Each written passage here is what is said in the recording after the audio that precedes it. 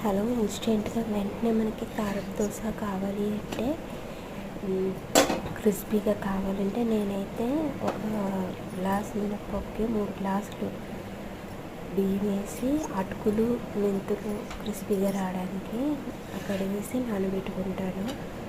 అయ్యాక గ్రైండ్ చేసుకున్నాక తీసుకుంటాం కదా, కొంచెం నీళ్ళు వేసుకొని గట్టిగా వస్తుంది కదా, కొంచెం పలుచగా అలాగా అతుక్కోవాలి.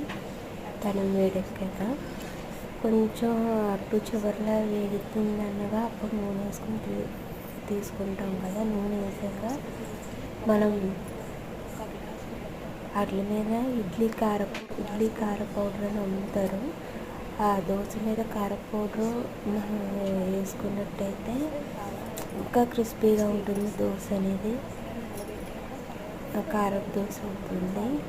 అండ్ ముందు వీడియోలో చెప్పినట్టుగా మన కారల గజరు కూడా చక్కగా నీట్స్ కాకుండా ఇలా కూడా